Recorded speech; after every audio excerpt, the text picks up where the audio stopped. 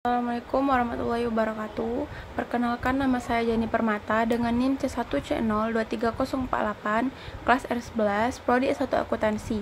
Di sini saya akan menjelaskan materi tentang dasar perhitungan pajak, depresiasi dan amortisasi, yaitu tugas mata kuliah perpajakan 1. Saya langsung saja ke materi inti dari pembahasan kali ini, yaitu dasar pengenaan pajak atau DPP merupakan harga jual, nilai ekspor atau impor, penggantian, atau nilai yang dipakai sebagai dasar dari perhitungan besarnya pajak yang terutang. Jadi, nilai dasar yang digunakan untuk menghitung pajak terutang seperti PPN, PPh pasal 22, PPh pasal 23, dan PPh pasal 4 ayat 2 disebut DPP. Dasar pengenaan pajak terbagi menjadi 4, yaitu yang pertama DPP harga jual, yang kedua DPP penggantian, 3 DPP nilai ekspor, yang keempat DPP nilai lain. Selanjutnya adalah biaya-biaya yang dikurangkan dari penghasilan bruto. Yang pertama, biaya untuk mendapatkan, menagih, dan memelihara penghasilan, termasuk biaya pembelian bahan, upah, gaji, honor, kecuali pajak penghasilan. Yang kedua, penyusutan atau amortisasi yang mempunyai masa manfaat lebih dari setahun. Yang ketiga, iuran kepada dana pensiun yang pendiriannya disahkan Menke. Yang keempat, kerugian karena penjualan atau pengalihan harta dalam perusahaan untuk mendapatkan, menagih, dan memelihara penghasilan. Yang kelima, kerugian dari selisih kurs. Yang keenam, biaya penelitian dan pengembangan perusahaan yang dilakukan di Indonesia. Yang ketujuh, biaya beasiswa, magang, dan penelitian. Yang kedelapan, PTKP untuk wajib dalam pajak dalam negeri. Selanjutnya bisa dilihat dari PPT, itu biaya-biaya yang tidak boleh dikurangkan dari penghasilan bruto. Yang pertama, pembagian laba dalam bentuk apapun. 2. Pembentukan atau pemupukan dana cadangan kecuali yang ditetapkan Menke. Yang ketiga, biaya untuk kepentingan pemegang saham, sekutu, dan anggota. Yang keempat, premi asuransi kecuali yang dibayar pemberi kerja tersebut. Yang kelima, penggantian atau imbalan yang bersifat natural dan kenikmatan kecuali penyediaan makan dan minum atau yang ditetapkan oleh keputusan Menke. Yang keenam, jumlah yang melebihi kewajaran dibayarkan kepada pemegang saham, dan lain-lainnya. Masuk ke materi PTKP atau penghasilan tidak kena pajak adalah pengurangan terhadap penghasilan neto orang pribadi atau perseorangan sebagai wajib pajak dalam negeri dalam menghitung penghasilan kena pajak yang menjadi objek pajak penghasilan yang harus dibayar wajib pajak di Indonesia. Tidak semua penghasilan kena pajak. Ada beberapa jenis penghasilan yang tidak dikenakan pajak yang disebut dengan penghasilan tidak kena pajak atau PTKP. Berikut ini besaran PTKP yang berlaku sekarang, yaitu yang pertama 54 juta untuk diri wajib pajak orang pribadi. Yang kedua, 4,5 juta tambahan untuk wajib pajak yang kawin. Yang ketiga, 54 juta tambahan untuk seorang istri yang penghasilannya digabung dengan suami. Yang keempat, 4,5 juta tambahan untuk setiap anggota keluarga sedara dan keluarga semenda dalam garis keturunan lurus serta anak angkat yang menjadi tanggungan sepenuhnya, paling banyak 3 orang untuk setiap keluarga. Selanjutnya adalah materi depresiasi. Menurut Undang-Undang Pajak Penghasilan, depresiasi adalah konsep alokasi harga pendapatan aset yang berwujud berdasarkan masa berlakunya. Penyusutan atau depresiasi menunjukkan seberapa banyak nilai aset yang telah digunakan oleh pemiliknya. Perhitungan tarif depresiasi pajak akan mempengaruhi laporan keuangan di dalam akuntansi dan pelaporan pajak, sehingga nilainya bisa dihitung secara efisiensi.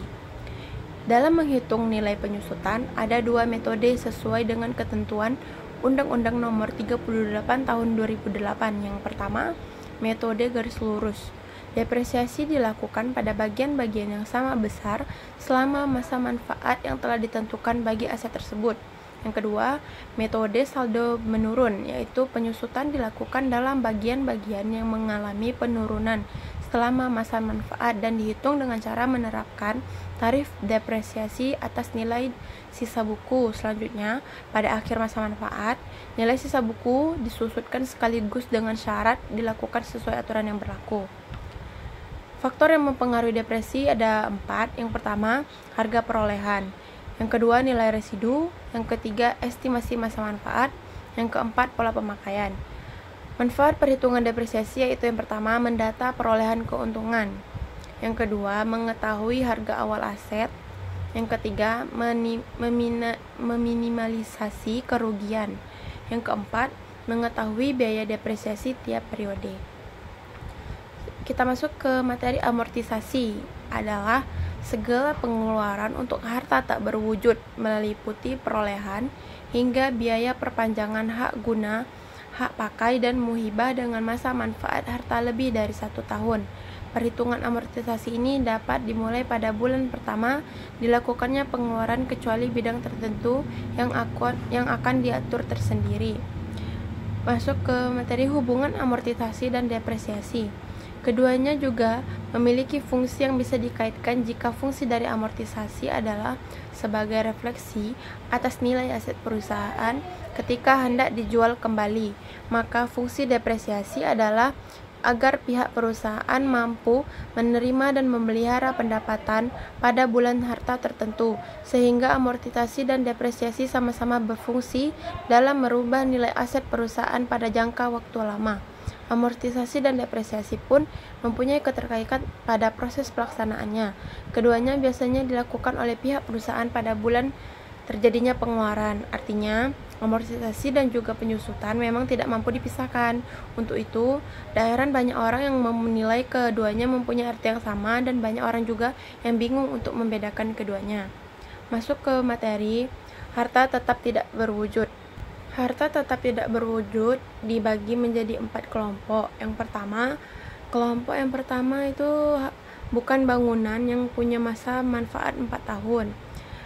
Di dalam ini metode penyusutan yang diperbolehkan menurut undang-undang ada 2, yaitu metode garis lurus dan metode saldo menurun.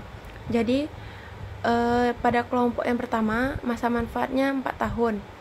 Tarif penyusutan berdasarkan garis lurus itu sebesar 25% dan saldo menurun 50%.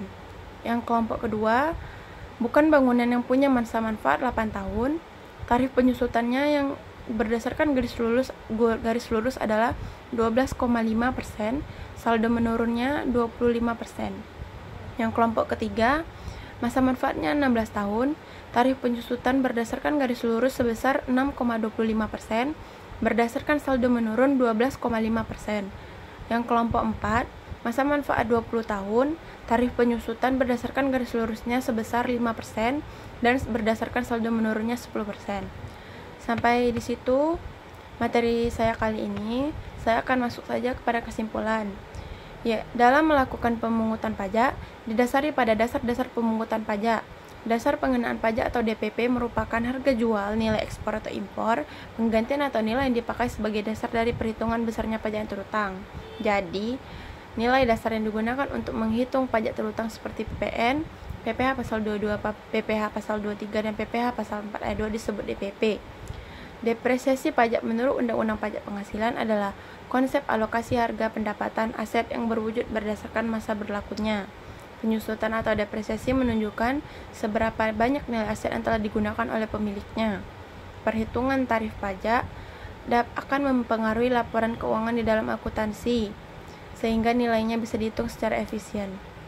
Amortisasi adalah segala pengeluaran untuk harta tak berwujud meliputi perolehan hingga biaya perpanjangan hak guna usaha, hak pakai, dan muhibah dengan masa manfaat harta lebih dari 1 tahun. Perhitungan amortisasi ini dapat dimulai pada bulan pertama dilakukannya pengeluaran, kecuali bidang tertentu yang akan diatur tersendiri. Baiklah, sampai di sini saja presentasi saya kali ini. Kalau ada kesalahan kata mohon dimaafkan. Saya akhiri dengan wassalamualaikum warahmatullahi wabarakatuh.